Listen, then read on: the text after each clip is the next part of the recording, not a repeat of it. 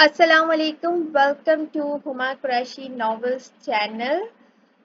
تو جناب میں ہوں آپ کے رائٹر ہما قریشی اور آج ہم پڑھنے جا رہے ہیں ناول رات کی بھیگی پلکوں پر، جو کہ بہت دنوں سے ادھورا پڑا ہوا تھا، تو میں نے سوچا اس سے مکمل کرتے ہیں اور پہلا ناول جو ہے اپلوڈ بھی کرتے ہیں چینل پر۔ تو چلیے جناب شروع کرتے ہیں۔ رات کی بھیگی پلکوں پر، لکھاری ہما قریشی، حصہ اول۔ رات کی بھیگی پلکوں پر جب اشک ہمارے ہنستے ہیں، سناٹوں کے سانپ دلوں کی تنہائی کو ڈستے ہیں۔ کل تک میں خانے میں جن کے نام کا سکہ چلتا تھا، قطرہ قطرہ میں کی خاطر آج وہ لوگ ترستے ہیں۔ اے میرے مجروح تبسم روپ نگر کی ریت نہ پوچھ، جن کے سینوں میں پتھر ہے ان پر پھول برستے ہیں۔ شہر ہوس کے سودائی خود جن کی روحیں ننگی ہیں، میرے تن کی اوریانی پر آوازیں کیوں کستے ہیں۔ چھین سکے گا کون صبا سے لمس ہماری سانسوں کا، ہم پھولوں کی خوشبو بن کر گلزاروں میں بستے ہیں۔ اشکوں کی قیمت کیا جانے پیار کے جھوٹے سوداگر، ان سیال نگینوں سے تو ہیرے موتی سستے ہیں۔ کون آئے گا ننگے پاؤں شمع جلا کر شام ڈھلے، پریم محبت کی منزل کے بڑے بھیانک رستے ہیں۔ بابا، کیسے باپ ہو تم؟ اپنی ہی بیٹی کی قیمت لگا دی، اپنی ہی جوان اولاد کو جوئے میں ہاتھ دیا آپ نے۔ وہ شدید رنج کی کیفیت سے دوچار تھی۔ دیکھ چپ کر جا تزین، باہر صاحب آیا بیٹھا ہے، تیرا نکاح ہے اس کے ساتھ۔ پاگل لڑکی، میری بات غور سے سن، یہ جو باہر لڑکا بیٹھا ہے نا، اپنے ماں باپ کی اکلوتی اور لاڈلی اولاد ہے۔ اس بار میں نے جان کر تیری گولی لگائی تھی، یہ کمینہ تو نکاح کو مان ہی نہیں رہا تھا، بہت مشکل سے مانا ہے۔ تیری تصویر دیکھ کر دیوانہ ہو گیا تھا تیرا۔ میرا بہت امیر ہے میری بچی، دیکھ میرے یہ بازی تیری خاطر ہی چلی ہے۔ دیکھنا اس محل جیسے گھر میں تو راج کرے گی راج۔ تزین نے بے یقینی سے باپ کی جانب دیکھا تھا۔ میں بیٹی ہوں آپ کی، عزت ہوں آپ کی، کیا ہو گیا ہے آپ کو؟ وہ اپنے نصیب کو جتنا کوستی وہ کم ہی تھا۔ ارے تو میں کون سا تجھے بغیر نکاح کے بھیج رہا ہوں جو تو اتنی باولی ہوئی جا رہی ہے؟ انہوں نے غصے سے گھرکا۔ تزین دکھ اور غصے کی ملی جلی کیفیت سے دوچار لب بھیج گئی۔ صفدر میاں باہر آ بھی جا، کیا اندر مقبرہ بنا لیا ہے اپنا؟ وہ خاصا بدمزاج تھا۔ آیا صاحب بس آ گیا، وہ بھکلا کر بولا۔ چل تزین، جلدی سے چادر لے کر باہر آ جا، اور کچھ تو اپنے باپ کی عزت کا خیال کر پگلی۔ تزین کا دل بہت تیزی سے دھڑک رہا تھا۔ آج وہی ہوا تھا جس کا ڈر اول دن سے اس کی مرحومہ ماں کو تھا۔ ابا، میں اس نکاح کو تیار ہوں، مگر میں چاہتی ہوں تم چچی کو بھی نکاح میں شامل کرو۔ اماں کے بعد بہت خیال رکھا ہے انہوں نے میرا، وہ لب چبا کر بولی۔ اچھا چل ٹھیک ہے، مگر تو جلدی سے باہر آ جا، وہ بول کر کمرے سے باہر نکل گیا۔ تزین حوصلہ، آج نہیں تو کبھی نہیں۔ وہ اپنی چادر اور بیگ سنبھالتی باہر کی جانب بڑھتی، مگر بیچ میں ہی اسے قدم روکنے پڑے تھے۔ بلیک ٹراؤزر شرٹ میں رف سے ہولیے میں ملبوس وہ خبیث شخص اچانک اس کی راہ میں حائل ہوا تھا۔ کہاں جانے کی تیاری ہے میری بلبل؟ وہ اس کے وجود کو اپنی گندی نظروں سے میلا کرتا زمانی لہجے میں گویا ہوا تھا۔ دیکھو، ہٹ جاؤ میرے رستے سے، وہ نڈر انداز میں بولتی دیوار سے جا لگی تھی۔ نہ نہ، اب تو آپ کی ساری راہیں صرف ہم پر ہی آ کر ختم ہوتی ہیں جانم۔ وہ چہرے پر مکرو مسکراہٹ سجائے انتہائی غلیظ لہجے میں بولا تھا، جبکہ وہ مزید پیچھے ہوتی کارنر ٹیبل سے جا ٹکرائی تھی۔ ہٹو میرے رستے سے بے غیرت انسان! نہ جانے کہاں سے ہمت آئی تھی کہ اس نے گلدستہ اٹھا کر اس کے سر پر دے مارا تھا۔ وہ کرا کر پیچھے ہٹا۔ سولی، وہ گالی دیتا اس کی جانب لپکا، مگر یکدم سر چکرا گیا، جبکہ تزین حواس باختہ سی گھر سے باہر بھاگ کھڑی ہوئی تھی۔ وہ شخص اس قدر شدید وار پر لڑکھڑاتا ہوا بے ہوش ہو کر زمین بوجھ ہو گیا تھا، اور تزین تیزی سے بھاگتی نامعلوم گلی کوچوں سے ہوتی بہت دور نکل آئی تھی۔ رات کی وحشتناک خاموشی اور اس پر برے حال احوال، وہ ایک لڑکی سڑک کے عین وسط میں کھڑی شدید پریشانی سے دوچار تھی، مگر ابھی اس نے ہمت نہیں ہاری تھی، ابھی تو ازمائش کا وقت تھا۔ وہ چند قدم ہی چل سکی تھی کہ سامنے سے ایک گاڑی آتی دکھائی دی تھی۔ وہ خوفزدہ سی الٹے قدموں بھاگ کھڑی ہوئی، مگر وہ ایک وین تھی جو اکیلی لڑکی کو دیکھ تیزی سے آگے بڑھ کر اس کے منہ پر رومال رکھتے ایک سیکنڈ میں قابو کر چکے تھے، اور وہ روتی چلاتی ایک مشکل سے نکل کر دوسری میں بری طرح سے پھنس گئی تھی۔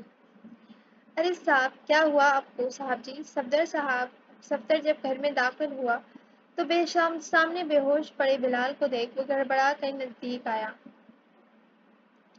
تزین کہاں ہو تم؟ اسے مولوی صاحب کو لانے کے چکر میں دیر ہو گئی تھی۔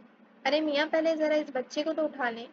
مولوی صاحب نے ہوش دلایا۔ ہاں ہاں، انہوں نے اس کے منہ پر پانی کے چھینٹے مارے تو وہ ہوش میں آیا۔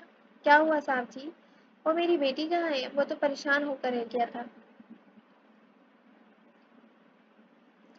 بھاگ گئی ہے ساری، مگر صفدر ایک بات یاد رکھنا کہ تو اب میرا پیسہ بھی بھرے گا اور اپنی بیٹی کا بھی دیکھ، کیونکہ اسے اپنے ساتھ رکھنا اب میری ضد بن گئی ہے۔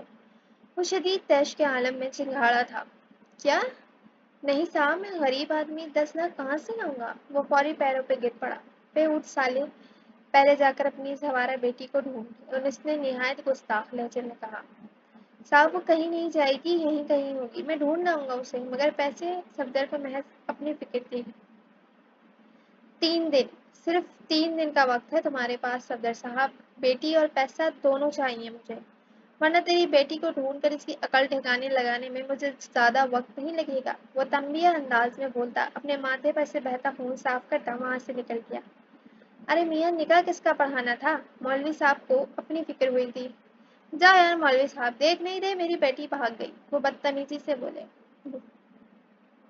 توبہ استغفار، قیامت کی نشانیاں ہیں یہ سب۔ وہ استغفار کرتے گھر سے باہر نکل گئے تھے۔ وہ اس وقت اپنی گاڑی میں موجود ہاشم اپنا سر پیچھے سیٹ پر گرائے بیٹھا اپنی سوچوں میں خاموش تھا۔ سوچیں تھیں جو صرف حسن جانا کے خیالوں میں گم تھیں۔ آج وہ پورے 5 سال بعد پاکستان لوٹا تھا۔ گھر میں نہ جانے سب کیسے تھے، اور اس کے ماں بابا نہ جانے جوان بیٹے کی اس قدر لمبی جدائی میں ان کا کیا حال ہوا تھا۔ اسے آج بھی وہ شام یاد تھی جب اس نے اپنے ہاتھوں سے اپنی محبت کو سپرد خاک کیا تھا۔ بھلا قیامت آنکھوں سے دیکھ لینے کے باوجود بھی کیا کوئی شخص زندہ رہ سکتا تھا؟ ہاشم سفیان الوی تو اسی روز مر گیا تھا جس روز عربا ہاشم الوی نے اس کے ہاتھوں میں جان دے دی تھی۔ ڈرائیور، گاڑی قبرستان کے رستے کی طرف لے لو، وہ سوچوں میں گم کڑے دل سے بولا تھا، اور پھر سر سیٹ پر گراتا آنکھیں موند گیا۔ میڈم، اس لڑکی کا کیا کرنا ہے اب؟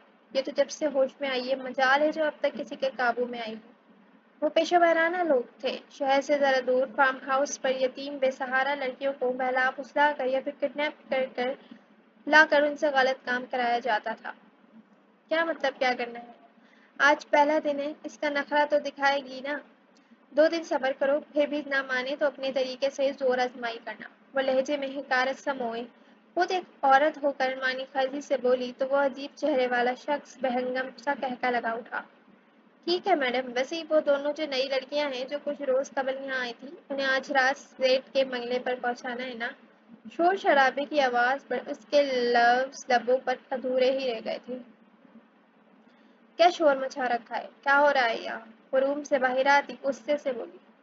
اللہ کا واسطہ ہے، مجھے یہاں سے جانے دو پلیز۔ وہ ان کے سامنے ہاتھ جوڑ کر التجا کرنے لگی تو دونوں کے ماتھے پر بل نمودار ہوئے۔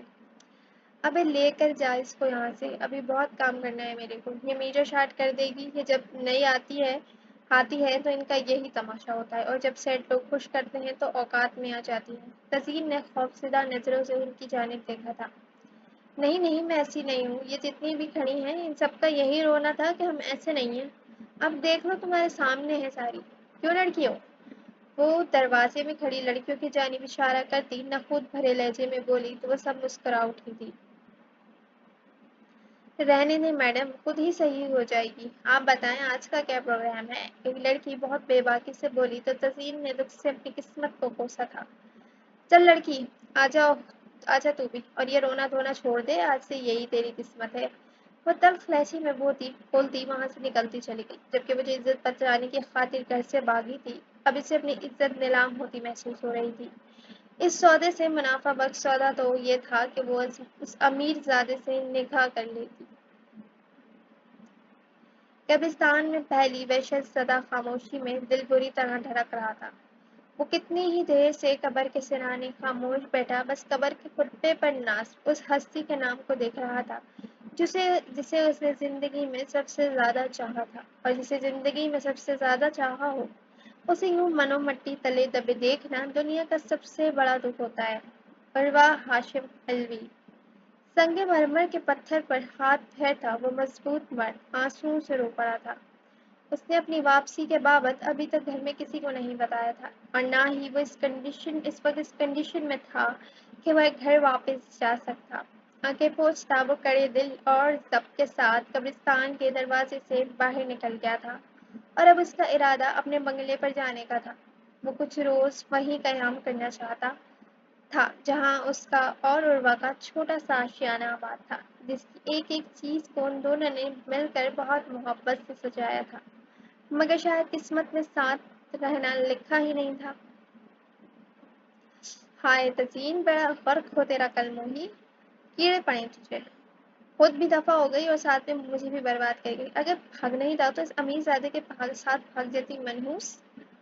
صفدر صاحب بیم کرتے جا رہے تھے اور محنت مزدوری کا کام کرتے جا رہے تھے۔ پیٹھ پر بلاک اٹھائے وہ 10ویں منزل پر چڑھ رہے تھے۔ یہ کام وہ صرف بلال کا قرض اتارنے کے لیے کر رہے تھے، ورنہ انہوں نے کبھی زندگی میں پھلی بھی نہیں پھوڑی تھی۔ ان کی بیوی فاقوں سے سسک سسک کر مر گئی تھی۔ ارے او صفدر، ذرا جلدی کر، کیا یہ بلاک قیامت والے دن اوپر ہو جائے گا؟ اوپر سے ٹھیکیدار کی آواز پر وہ مزید تزئین کو کوستا جلدی سے مزید بلاک اٹھاتا اوپری منزل کی جانب بڑھا۔ یہ کوئی نئی بلڈنگ تھی جو ابھی زیر تعمیر تھی۔ میڈم، میڈم، یہ دیکھیں میرے جڑے ہوئے ہاتھ، پلیز رحم کھائیں مجھ پر۔ وہ آنسوؤں سے روتی اس کے سامنے التجا کرنے لگی۔ میں کیوں رحم کروں؟ چلو بیوی تیار ہو جاؤ، بہت ہو گیا رونا دھونا، آج شام ہر حال میں تمہیں سیٹ کے فلیٹ پر پہنچانا ہے۔ وہ شفافیت سے بولی تھی۔ نہیں، ایسا نہیں ہوگا، میں جان لے لوں گی اپنی۔ وہ شدت سے چیخی تھی۔ پیچھے سے آتے لڑکے نے ایک جھٹکے سے اس کے بال مٹھی میں جکڑے تھے۔ کیا بولی ہے تو؟ ہاں، پھر سے بول۔ تزئین کی آنکھوں میں خوف اتر آیا تھا۔ پلیز مجھے یہاں سے جانے دیں، وہ رونے لگی۔ اب تو یہاں سے کہیں بھی نہیں جا سکتی، یہ بات بٹھا لے اپنے دماغ میں، سمجھی؟ وہ اس کے چہرے پہ قراتا ایک جھٹکے سے پیچھے تک پھیل گیا۔ جو زمین پر بیٹھتی بس روتی چلی گئی تھی۔ سکڑی سمٹی بیٹھی وہ لڑکی قابل رحم تھی جو پہلے باپ کی خود غرضی کے بعد اب زمانے کی ٹھوکروں پر آ گئی تھی۔ تزئین اس وقت ایک لگژری سی کار میں موجود انجان رستوں کی جانب گامزن تھی۔ وہ نہیں جانتی تھی کہ وہ جس گاڑی میں سوار ہے وہ کس شخص کی ملکیت ہے یا پھر اس پیش قیمت کار کی اصل قیمت کیا ہے۔ اس نے تو کبھی دور سے بھی اتنی بڑی گاڑی نہیں دیکھی تھی۔ وہ کچی بستی کے رہائشی دنیا کی چاق و چوند سے غیر آشنا تھی۔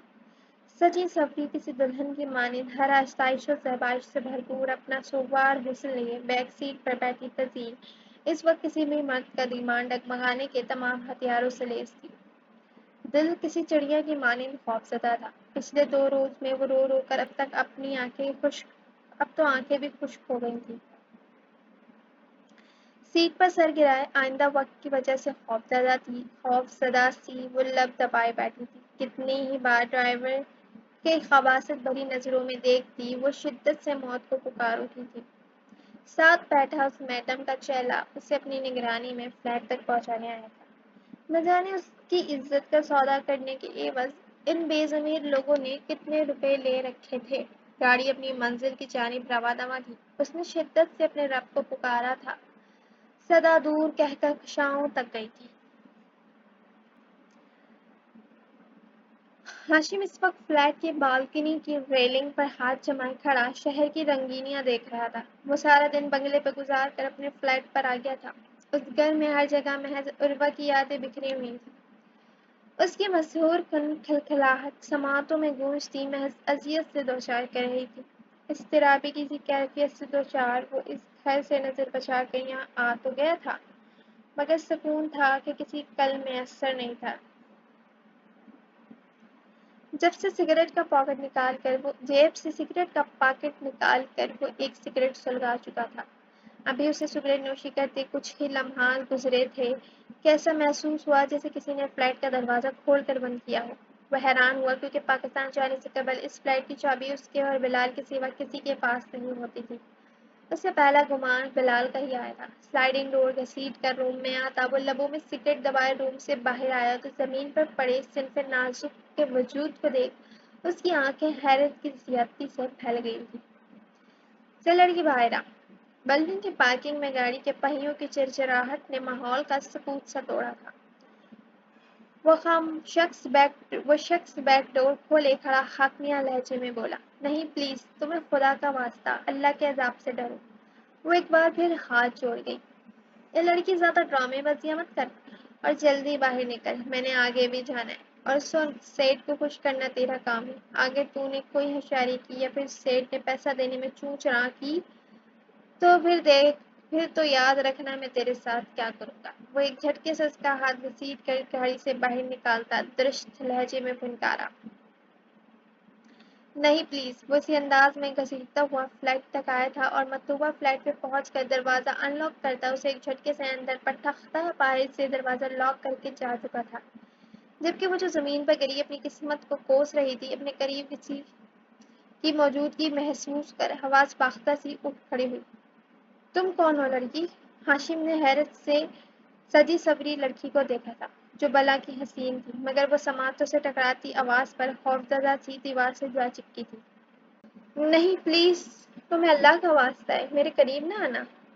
ہاشم تو خود حیران و پریشان تھا، گو کہ اس پر اس لڑکی کی عجیب و غریب الفاظ۔ دیکھو میری بات سنو۔ ہاشم نے قدم اس کی جانب بڑھائے تو خوفزدہ سی بھاگ کر ٹیبل پر رکھی چھری اٹھا چکی تھی۔ دیکھو سیٹ، اگر تم میرے قریب آئے نا تو میں خود کو ختم کر لوں گی۔ وہ چھری تیزی سے اپنی کلائی پر رکھتی ہاشم کو بوکھلانے پہ مجبور کر گئی، جو پہلے ہی صورتحال سمجھنے سے قاصر تھا۔ لڑکی پاگل ہو گئی ہو کیا؟ پھینکو اس کو نیچے۔ تم ہو کون؟ وہ اس لڑکی کی شدت پر تیزی سے چنگاڑا۔ نہیں نہیں، میرے قریب نہ آنا۔ وہ تیزی سے چیختی پوری قوت سے اپنی کلائی پر چھری چلانے ہی لگی تھی کہ ہاشم نے ایک جست میں آگے بڑھ کر اس پاگل لڑکی کے نزدیک پہنچتا ہاتھ سے چھری جھپٹ چکا تھا۔ Are you mad? وہ چیخ رہی تھی۔ ہاشم نے بمشکل تزئین کو قابو کیا تھا۔ چھوڑو مجھے وحشی درندے انسان، میں تمہیں جان سے مار ڈالوں گی۔ وہ اس کی گردن میں اپنے تیز ناخن کھوپتی اسے کوئی جنگلی بلی ہی لگی تھی۔ You idiot! ہاشم کا ہاتھ بے ساختہ ہی اٹھا تھا اور تزئین کے نرم رخساروں پر نشان چھوڑ دیا۔ اوہ سوری۔ ساکت و جامد کھڑی تزئین کو اپنا کان سن ہوتا محسوس ہوا تھا۔ بات سنو میری، کون ہو تم اور میری فلائٹ پر کر کیا رہی ہو؟ وہ اسے خوفزدہ دیکھ ہوا میں ہاتھ اٹھا کر سرنڈر کرنے والے انداز میں بولتا سوالیہ گویا ہوا، بغیرت انسان، پہلے تم نے ایک رات کے لیے میرا سودا کیا اور اب بول رہے ہو کون ہوں میں؟ تزئین کے لفظوں پر ہاشم کا چہرہ دھواں دھواں ہو گیا تھا۔ لڑکی پاگل ہو گئی ہو کیا؟ میں تمہیں تو جانتا تک نہیں ہوں۔ میں تو تمہیں جانتا تک نہیں ہوں۔ اسے شدید قسم کا طیش آیا تھا۔ اچھا، تو پھر اپنے فلیٹ پر رات کو لڑکیوں کو کیا صرف دیکھنے کے لیے بلاتے ہو؟ وہ مزید شیرنی ہوئی تھی۔ ہاشم کے دماغ میں ایک دم دھماکہ سا ہوا تھا۔ اوہ مائی گاڈ! وہ بات کا متن سمجھ آنے پر اپنا سر تھام گیا، جبکہ تزئین بھاگ کر دروازے کی جانب بھاگی۔ اف، لڑکی خاموشی سے بیٹھی رہو یہاں پر۔ اس کو بازوؤں سے دبوچتا، گھسیٹ کر صوفے پر بٹھاتا درست لہجے میں بولا، چھوڑو مجھے کمینے انسان۔ وہ مزید زور آزمائی پہ اتر آئی۔ ہاشم نے غصے سے چھبڑے بھینچ لیے تھے اور تیزی سے میز پر پڑے رومال سے اس کے دونوں ہاتھ باندھ کر گھما کر ہاتھ منہ میں ہی ڈال دیے تھے۔ اب وہ مسلسل منہ سے عجیب و غریب آوازیں نکال رہی تھی، جبکہ وہ جیب سے موبائل نکالتا ذرا الگ تھلگ ہوا گیا اور تیزی سے بلال کا نمبر ڈائل کیا تھا۔ ہیلو بھائی، کیسے ہیں آپ؟ پاکستان کب آئے؟ دوسری جانب بلال ہاشم کا پاکستان کا نمبر دیکھ خوشگوار انداز میں پرجوشی سے بولا۔ دوسری جانب ہاشم کا دماغ بری طرح سے گھوم رہا تھا۔ یہ فلیٹ اس کام کے لیے استعمال کرتے ہو تم؟ ہاشم بولا نہیں تھا بلکہ دہاڑا تھا۔ دوسری جانب بلال کی سپٹی گم ہو گئی تھی۔ اس کے تو وہم و گمان میں بھی نہیں تھا کہ ہاشم اس قدر اچانک وہاں آ سکتا تھا۔ وہ بھائی وہ کیا وہ وہاں لڑکی بھی ہے؟ وہ ہچکچا کر اٹک اٹک کر سوالیہ انداز میں بولا۔ Shut up! بہتر ہے کہ کچھ دن تم مجھے کچھ شکل نہ دکھانا ورنہ قتل ہو جاؤ گے میرے ہاتھوں، سمجھے؟ وہ درست لہجے میں تنبیہ کرتا کھٹ سے موبائل سوئچ آف کر دیا۔ سمجھ نہیں آ رہا تھا کہ باہر موجود آفت کا آخر کرے تو کیا کرے۔ دیکھو لڑکی، میں تمہارے ہاتھ اور منہ کھول رہا ہوں، زیادہ شور شرابہ نہ مچانا ورنہ۔ اس کی کتھئی خوفزدہ آنکھوں میں اپنی گہرائی سیاہ آنکھیں گاڑتا تنبیہ انداز میں بولا۔ اس نے جیسے ہی سر درد کے منہ سے ہاتھ نکال کر ہاتھ کھولے تھے، وہ ایک بار پھر اس پر حملہ آور ہوتی بار سیدھی روم کی جانب بھاگی تھی، اور بس ایک لمحے کا کھیل تھا کہ وہ تیزی سے خود کو روم میں بند کر چکی تھی، جبکہ وہ اچانک ہوئی اس کارروائی پر بھونچکا رہ گیا۔ یو باہر آؤ لڑکی، اس کا ضبط جواب دے گیا۔ نہیں، میں باہر نہیں آؤں گی، مجھے یہاں سے جانے دو۔ دروازے سے ٹیک لگائے کھڑی لمبے لمبے سانس بھر رہی تھی۔ مجھے بھی کوئی شوق نہیں ہے تم جیسی آفت کو گلے میں ڈالنے کا، اس کا دماغ ہی تو گھوم گیا تھا۔ مجھے یہاں سے جانے دو، کیا تم لوگوں کو خدا کا خوف نہیں آتا؟ ایک لڑکی کی عزت سے کھیلتے ہوئے اپنی ماں بہنوں کا خیال نہیں آتا؟ وہ رندی ہوئی آواز میں دکھ سے چور لہجے میں بولی تھی۔ دیکھو، تم جیسا سمجھ رہی ہو ویسا کچھ نہیں ہے، تم مجھے اپنے گھر کا ایڈریس دو، میرا وعدہ ہے میں خود تمہیں باعزت طریقے سے گھر چھوڑ کر آؤں گا۔ اس بار ہاشم بہت نرمی سے بولا تھا۔ میرا گھر؟ وہ سوچ میں پڑ گئی، جبکہ دوسری جانب خاموشی محسوس کر ہاشم روم کی ڈپلیکیٹ کی سے دروازہ ایک جھٹکے سے کھولتا کھوئی کھوئی سی تزئین کے مقابل آیا، جو غیر مرد کو اپنے چہرے سے انچ بھر کے فاصلے پر تھے۔ اس کے لباس سے آتی محصور پر خوشبو کو اپنی سانسوں میں اترتا محسوس کر اپنا سانس تک رک گئی۔ ہاشم کی روب دار طلسمات شخصیت کا روپ ہی تھا کہ وہ ایک لمحے کو ٹرانس میں چلی گئی تھی۔ تم دیکھو، میں کوئی ایسی ویسی لڑکی نہیں ہوں۔ وہ لمحے کے ہزارویں حصے میں تڑپ کر فاصلے پر گئی تھی۔ اوکے ریلیکس، اب یہ بتاؤ تم چاہتی کیا ہو؟ وہ سرنڈر کرتا ہاتھ ہوا میں اٹھاتا نرمی سے بولا۔ دیکھیں، میں جو چاہتی ہوں اس بات سے آپ کو کوئی کنسرن نہیں ہونا چاہیے، بس میری آپ سے ایک گزارش ہے کہ پلیز مجھے یہاں سے جانے دیں۔ اس کی نرمی پہ فوراً مدعے پر آئی۔ اوکے، آپ مجھے اپنے گھر کا ایڈریس بتائیں، آئی پرامس میں خود آپ کو باعزت طور پر آپ کے گھر چھوڑ کر آؤں گا۔ وہ دونوں اس وقت ہاشم کے کمرے میں ہی موجود تھے۔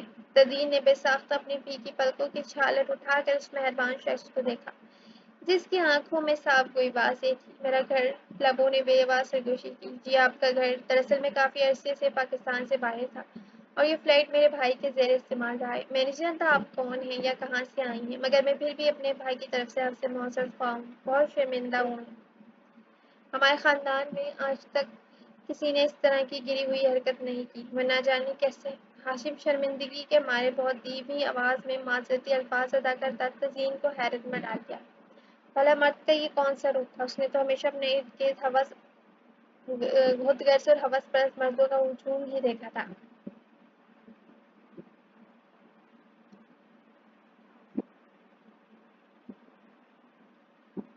آپ میری بات سن رہے ہیں؟ ہاشم تزئین کو خاموش خود کو تختہ پا کر توجہ دلانے کی غرض سے بولا، جو اس کے لفظوں اور سحر انگیز لہجے میں کھوئی خاموشی سے اس کا موازنہ کرنے میں مصروف تھی۔ چونک کر ہوش میں آئی، ذرا گھبرا کر ارد گرد میں ایک طائرانہ نگاہ گھمائی تو احساس ہوا کہ وہ شخص کے بیڈ روم میں موجود تھی، جبکہ وہ اس کے مقابل بس ذرا سے فاصلے پر کھڑا تھا۔ دراز قدامت اور جسامت کا شخص، بلا کی روبدار کسی ریسلر جیسی پرسنالٹی کا مالک تھا۔ گہری سیاہ آنکھوں میں بلا کی سنجیدگی چھائی ہوئی تھی۔ وہ اس وقت کیجول سے ہولیے میں ٹراؤزر شرٹ میں ملبوس شخص کسی اور ہی دنیا کا لگ رہا تھا۔ جی، کیا آپ مجھے دارالامان چھوڑ سکتے ہیں؟ وہ لپچپاتی نظریں جھکائے ذرا شرمندگی سے بولی۔ ہاشم نے ذرا چونک کر بھرپور نظروں سے اس کا جائزہ لیا تھا، جس کا قیامت برپا سراپا اور تن پر موجود چست لباس کسی بھی بشر کو بہکا سکتا تھا۔ آپ کا کوئی گھر وغیرہ نہیں ہے کیا؟ اس سے یہ سوال کرتے جھجک نے آن گہرا تھا۔ نہیں، وہ تلخ لہجے میں بولی۔ تو پھر آپ یہاں تک کیسے پہنچی؟ ہاشم کو شدید حیرت ہوئی تھی کہ بھلا کوئی لڑکی اس طرح کی بات کیسے کر سکتی تھی۔ میں اس وقت جس جگہ سے آئی ہوں نا، وہ شہر کے نیک شرفا کا ایک بدنام علاقہ ہے، اور وہاں بھی میں اپنی پھوٹی قسمت کی وجہ سے پہنچ گئی تھی، مگر ہمیشہ تو ایسا نہیں رہے گا نا۔ میرا کوئی گھر نہیں ہے تو بہتر ہے آپ مجھے یہاں سے جانے دیں۔ وہ خاصے دکھی لہجے میں گویا ہوئی تھی۔ اوہ سو سیڈ، بٹ ڈونٹ وری، اگر آپ چاہیں تو کچھ روز یہاں رہ سکتی ہیں۔ نہ جانے کیوں مگر وہ اپنی عادت کے برخلاف خاصی عجیب بات کر گیا تھا۔ جی نہیں، بہت مہربانی، مگر میں کسی اجنبی کے گھر میں کیسے رہ سکتی ہوں؟ تزئین نے تیزی سے باہر کی جانب کے لیے قدم اٹھائے۔ اوکے فائن، تو آپ ایک کام کرتے ہیں، آپ میرے ساتھ میرے گھر چلیں، وہاں میری فیملی بھی ہوتی ہے، آپ وہاں آرام سے رہ سکتی ہیں۔ اس نے اس جگہ پر جانے کے لیے خود میں ہمت جٹائی تھی جہاں وہ دیکھنا بھی نہیں چاہتا تھا۔ نہیں یہ آپ کا مسئلہ نہیں ہے، پلیز مجھے یہاں سے جانے دیں، وہ منتوں پر اتر آئی تھی۔ اور پھر یہاں سے جانے کے بعد کیا ہوگا؟ کہ اس بارے میں کچھ سوچا ہے آپ نے؟ اگر آپ ایک بار پھر انہی ضمیر فرش لوگوں کے ہاتھ چڑھ گئیں اور ان لوگوں نے آپ کا سودا کر دیا تو ضروری نہیں کہ قسمت ہر بار ہی مہربان ہو۔ وہ خاصی خشک لہجے میں بولی، آپ کی مجھ سے اتنی ہمدردی آپ کو مجھ سے اتنی ہمدردی کیوں ہو رہی ہے؟ وہ ذرا متنفر لہجے میں گویا ہوئی تھی۔ مجھے آپ سے کسی قسم کی کوئی ہمدردی نہیں، میں یہ صرف انسانیت کے ناطے کر رہا ہوں۔ اس نے صاف گوئی کا مظاہرہ کیا۔ لیکن میں آپ کا احسان نہیں لینا چاہتی، وہ اچھے خاصے مخمصے کا شکار تھی۔ آپ کو کس نے کہا کہ میں آپ پہ احسان کر رہا ہوں؟ آپ جاب کریں تو میرا احسان کا بدلہ اتار دیجیے گا، وہ ہلکے پھلکے انداز میں بولا۔ جاب؟ مگر میں تو بس پرائیویٹ انٹر ہی کیا ہے، مجھے کون جاب دے گا؟ وہ ذرا شرمندہ ہوئی، بھلا اسے کیا ہی جاب ملنی تھی؟ اوہ، تو یہ تو بہت بڑا مسئلہ ہے۔ وہ پرسوچ انداز میں بولتا تھا، اس پر بیٹھ گیا۔ تو اب پھر؟ وہ پریشان نظر آ رہی تھی۔ تو یہ میڈم کہ یہاں سے ذرا مسافت میں میرا گھر ہے جو کافی عرصے سے بند ہے، جس کی دیکھ بھال کے لیے مجھے ایک قابل اعتبار شخص کی تلاش تھی جو وہاں کی ہر چیز کا خیال رکھے، بالکل ویسی محبت کرے جیسی میں کرتا ہوں۔ وہ تزئین سے بات کرتا کرتا عروہ کی یادوں میں کھو گیا۔ تو میں وہاں کیا کروں گی؟ اسے سمجھنا ہے، تم اپنی نگرانی میں ملازمین پر نظر رکھنا، ہر چیز کا خیال رکھنا جیسے کوئی شخص اپنے گھر کا کرتا ہے، بالکل اسی طرح۔ وہ تیزی سے سر لٹک گیا۔ مگر میں وہاں کیسے رہ سکتی ہوں؟ اس کی سوئی وہیں اٹکی تھی۔ اف، لڑکی تم میرے گھر کی دیکھ بھال کرنا، میں تمہیں اس کام کی سیلری دوں گا تو تم میرے پاس آرام سے اپنے خرچے پر رہ سکتی ہو۔ تزئین نہ چاہتے ہوئے بھی اس کی بات پر خاموش ہو گئی۔ مگر اس وقت وہ صبح اگر وہ لوگ آ گئے تو اسے ایک نئی پریشانی لاحق ہوئی۔ لڑکے تم اس بات کی فکر نہ کرو، ساتھ والے کمرے میں جا کر آرام کرے سے سو جاؤ، ہم صبح ہونے سے قبل ہی یہاں سے نکل جائیں گے۔ وہ بات بتاتا بالکنی میں جا کر اپنا صاف گلا مشغلہ فرمانے لگا تھا جو اس کے آنے سے قبل کر رہا تھا، جبکہ تزئین مرے مرے قدموں سے دوسرے روم میں جا کر دروازہ احتیاطاً اندر سے لاک کر گئی۔ بالکنی میں سگریٹ پھونکتے ہاشم کی سوچوں کا محور ایک بار پھر اس کی عزیز جان بیوی تھی، جبکہ بیڈ پر خاموش آنسو بہاتی تزئین اور ہاشم ملوی پر یہ رات بہت بھاری گزر رہی تھی۔ ایک ہی فلیٹ میں ایک ہی چھت تلے تزئین اور ہاشم پہ گزرتی یہ رات کسی قیامت سے کم ہرگز نہیں تھی۔ اگرچہ ہاشم کی آنکھیں رت جگے اور کثرت سے تمباکو نوشی کی چغلی کھا رہی تھیں، تو دوسری جانب روم بالکنی میں کھڑی تزئین نے بھی ایک لمحے کے لیے پلک نہیں جھپکی تھی۔ سیاہ رات کو طلوع آفتاب کی چمکیلی روشنی نے بے دردی سے نگل لیا تھا۔ روم میں موجود سنگل سیٹر صوفے پر بکھری سی حالت میں بیٹھے ہاشم کا غم ایک بار پھر نئے سرے سے تازہ ہو گیا تھا۔ گزرے چند روز میں پاکستان میں گزری ہر شب عروہ کی یاد میں تڑپتے گزری تھی۔ دوسری جانب تزئین اپنی زندگی کی مشکلات سے لڑنے کے لیے خود کو تیار کرنے میں کوشاں تھی۔ وہ دونوں ہی اپنی لایعنی سوچوں کے محور میں اس قدر غرق تھے کہ اس وقت کی ستمگری کا احساس تک نہ ہوا جو ہر لمحہ تیز رفتاری سے گزرتا چلا جا رہا تھا۔ ہاشم کی بے ساختہ نظر گھڑی کی جانب اٹھی تو وہ ٹرانس میں ہڑبڑا کر اٹھا تھا جہاں سوئیوں کی رفتار کی بازگشت مسلسل جاری تھی۔ گھڑی 10 کا حصہ عبور کر چکی تھی۔ اف، او مائی گاڈ، اتنا وقت گزر گیا۔ وہ تیزی سے اٹھا تھا اور جلدی سے واش روم کی جانب بھاگا تھا۔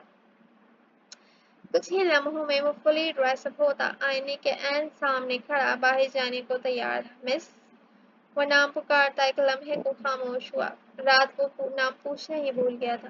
تزئین جو محض سی کھڑی تھی، سماعتوں سے ٹکراتی سنجیدہ آواز پر ہڑبڑا کر ہوش میں آئی اور تیزی سے باہر کی جانب بڑھی۔ آپ جاگ گئیں؟ ابھی وہ عجیب کشمکش سے دو چار دروازے پہ دستک دینے کی نیت سے قدم اٹھا ہی رہا تھا کہ عین اسی وقت دروازے سے باہر نمودار جی تزین رات والے خلیے میں ہی موجود تھی، اب بس اس نے روم میں موجود چادر سے خود کو اچھی طرح ڈھانپ لیا تھا۔ ہاشم نے سرسری سی نگاہ ڈال کر ایک قدم باہر کی جانب بڑھائے۔ مس تزین، اس نے جلدی سے اس کے علم میں اضافہ کیا تھا۔ جی مس تزین، آپ میرے ساتھ آ جائیں۔ وہ سر ہلاتا فلیٹ سے باہر نکل گیا، جبکہ تزین نے بھی تیزی سے اس کی پیروی کی۔ بلال صاحب، یہ کیا بات ہوئی؟ تم نے صرف ایک رات کی بات کی تھی۔ دوسری جانب موجود شخص سیخ ہوا۔ وہ ہیرو، بات سن، میں نے تجھے لڑکی کی ڈبل قیمت دی تھی، وہ بھی صرف اس وجہ سے کہ وہ ان ٹچ ہے۔ وہ درستگی سے دہاڑا۔ تو صاحب جی، وہ لڑکی بہت نایاب اور قیمتی چڑیا ہے ہمارے لیے، اس کا حسن تو آپ ایک ہی رات میں دیکھ چکے ہوں گے۔ وہ خباثت سے مسکرایا۔ شٹ اپ، میں جیسے اس لڑکی کو تمہارے منہ پر ماروں گا، اور فکر نہیں کرو، اس کی زندگی بھر کا معاوضہ تمہارے اکاؤنٹ میں ٹرانسفر کر چکا۔ اب دوبارہ کال نہ کرنا مجھے، سمجھے؟ وہ درستگی سے بولتا موبائل کھٹ سے بند کر گیا۔ بھائی کو بھی ابھی آنا تھا۔ ہائے، اب تو پتہ نہیں وہ ان ٹچ پیس مجھے کب نصیب ہو بھی ہو یا ہو ہی نہ۔ اور تصور میں اس لڑکی کو سوچتا، سر کے پیچھے دونوں ہاتھ رکھتا حسرت بھرے لہجے میں بولا، نہ جانے بھائی نے اس لڑکی کے ساتھ کیا کیا ہوگا۔ ویسے تو وہ ایک شریف آدمی ہے، کہیں وہ طوائی زادی نے اپنے حسن کے جال میں نہ پھانس لے۔ اسے ایک نئی فکر لاحق ہوئی، یہ سالہ صفدر بھی اپنی اس بھگوڑی بیٹی کے ساتھ کہیں مت گیا ہے، چھوڑوں گا تو میں کہ ہرگز نہیں صفدر، میرا پیسہ حرام کرے جو تجھ جیسے عیاش پر چھوڑ دو۔ اس کی انگلیاں بھی ایک نیا نمبر ڈائل کر رہی تھی۔ ہاشم نے جھٹکے سے گاڑی کو ایک عالیشان محل نما گھر کے عین سامنے لا کر روکا تھا۔ بیک سیٹ پر سکڑی سمٹی بیٹھی تزین نے حیرانگی سے سامنے کھڑی خوبصورت سی بلڈنگ کا جائزہ لیا تھا۔ گارڈز کے دروازہ کھولتے ہی گاڑی گول کیاری کے گرد گھومتی عمارت کے عین سامنے ٹھہری تھی، جبکہ وہ حیران پریشان سی بس ارد گرد کا جائزہ لینے میں مصروف تھی۔ اس طرح کے حویلی نما گھر تو اس نے محض ڈراموں فلموں میں ہی دیکھ رکھے تھے۔ تزین، میرے ساتھ آ جائیں آپ۔ وہ شاندار مرد نوکروں کی پوری فوج ہونے کے باوجود اس کے لیے ذاتی طور پر بیک ڈور کھولے کھڑا تھا۔ مس تزین، وہ جو عجیب مخمصے سے دو چار ہونس بغیر پلک جھپکے اسے گھور رہی تھی، چونک کر ہوش میں آئی۔ جی جی، کیا ہوا؟ وہ گڑبڑائی۔ تزین، میرے ساتھ آ جائیں آپ۔ وہ تیزی سے کار سے باہر نکلی، جبکہ وہ اشارہ کردہ جیبوں میں ہاتھ رستہ گھر کے اندرونی حصے کی جانب بڑھا۔ چھوٹے چھوٹے قدموں کے سنگ اس کی پیروی کرتی تزین کی آنکھیں حیرت زدہ آنکھیں محض ارد گرد کا جائزہ لینے میں محو تھیں۔ اس گھر کی چمک بھڑک آرائش و تزئین دیکھ کسی جنت کے حصے کا سا گمان ہوتا تھا۔ سنگ مرمر سے بنا فرش اور گولڈن تھیم سے سجی گھر کی ایک ایک چیز ہی اپنی قیمت کا منہ بولتا ثبوت تھی۔ ملازمین کے مخصوص ڈریس کوڈ میں ادھر ادھر بھاگتے ملازمین کو لب چبا کر رہ گئی، جبکہ وہ مین ہال کے وسط میں یکدم ٹھہرا۔ ٹرانس میں چلتی تزین اچانک کسی شے سے زوردار تصادم ہونے پر خود کو سنبھالتے ہی گڑبڑا کر پیچھے ہوئی۔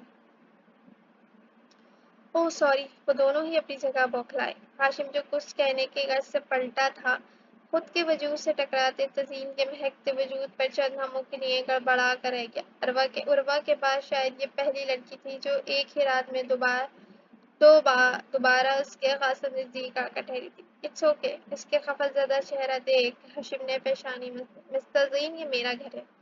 آج تو آپ یقیناً بہت زیادہ تھکی ہوئی ہوں گی، میں آپ کو آپ کا روم دکھا دیتا ہوں۔ یہاں تمام ملازمین موجود ہیں، آپ نے محض ان پر نظر رکھنی ہے، مگر آپ کی شاپ شروع ہوگی کل سے۔ آج آپ فی الحال آرام کریں، اور ہاں، فکر نہ کیجیے گا، کچھ ہی دیر میں ناشتہ آپ کے روم میں پہنچ جائے گا۔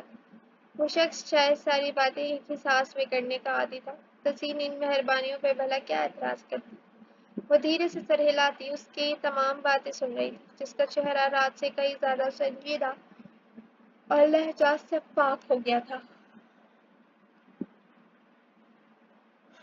امید ہے یہاں آپ کو کوئی پریشانی نہیں ہوگی، اور اگر کوئی پریشانی پیش آ بھی جائے تو اسے خود سے حل کرنے کی کوشش کیجیے گا۔ ہاشم بات تزین سے کر رہا تھا، مگر اس کی نظریں سامنے جمی ہوئی تھیں۔ تزین تجسس کے ہاتھوں مجبور ہوتی ابھی پلٹنے ہی لگی تھی کہ بول اٹھا، آئے میں آپ کو کمرہ دکھا دوں۔ وہ گڑبڑا کر اس کے ہم قدم ہوئی تھی۔ اس نے ہاشم کی ہمراہی میں کمرے میں قدم رکھا تو آنکھیں حیرت کے باعث کھلی کی کھلی رہ گئیں۔ ہر چیز اس قدر قیمتی اور نایاب تھی کہ اس نے کبھی خواب میں بھی نہیں سوچا تھا۔ کیا ہوا مس تزین، آر یو اوکے؟ اس نے اسے منہ کھولے ہونک بنا دیکھ تعجب سے پوچھا۔ جی جی، وہ میں دراصل وہ گڑبڑا کر شرمندہ سی ہو گئی۔ کوئی بات نہیں، آپ کا کمرہ ہے آپ کی ضرورت کے تمام سامان کمرے میں موجود ہے مگر پھر بھی اگر کسی چیز کی ضرورت ہے تو آپ نائمہ سے کہہ سکتی ہیں اس نے نرم لہجے میں کہا جی ٹھیک شکریہ اس نے سر جھکا کر بہت دھیرے سے کہا تھا جبکہ ہاشم اس پر ایک نگاہ ڈال اب الٹے قدموں کمرے سے باہر نکل آئے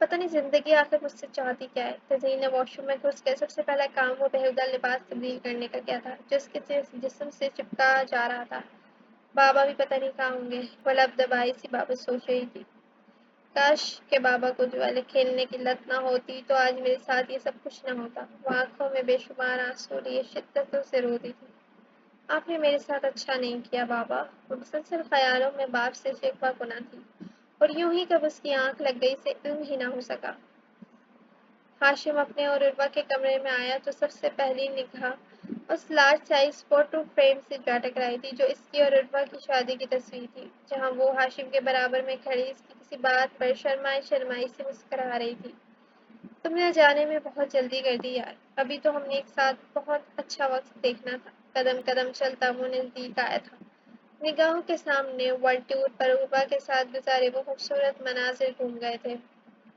واپس آ جاؤ عروہ تمہارے بغیر مجھے اپنا ادھورا سا لگتا ہے وہ اس کے خیالوں سے مخاطب تھا آنکھوں میں درائی نمی پوش تھا پیٹ پر چت لیٹ گیا یہ منظر الوی ہاؤس کے ماسٹر بیڈ روم کا ہے جہاں ہاشم کے والد سفیان صاحب لاغر سی حالت میں بیڈ پہ پڑے تھے جبکہ ان کی بیوی ان کو دوا کھلا رہی تھی آدھا در اپاج ہونے کے باعث آدھے درد سے آپاز ہونے کے باعث وہ اپنا کوئی بھی کام خود کرنے سے قاصر تھے شائستہ انہوں نے بمشکل اپنا جملہ مکمل کیا ہاشم ان کے لبوں پر ہر دم بس ایک ہی نام رہتا تھا شائستہ نے اپنے آنسو چھپائے بلال بتا رہا تھا ہاشم واپس آ گئے مگر اپنے اور عروہ کے گھر پر ہے انہوں نے اطلاع دی تو سفیان صاحب کی آنکھوں سے آنسو نکل آئے اس سے کہو مجھے معاف ان کے لفظ مکمل نہیں ہو سکے تھے خاموش ہو جائیں سفیان صاحب جب اس کا دل ہوگا وہ معاف کر دے گا آپ کو شائستہ نے انہیں باز رکھا جبکہ وہ مسلسل ہو کی آواز نکالتے پچھتاوے کی آگ میں آنسو بہا رہے تھے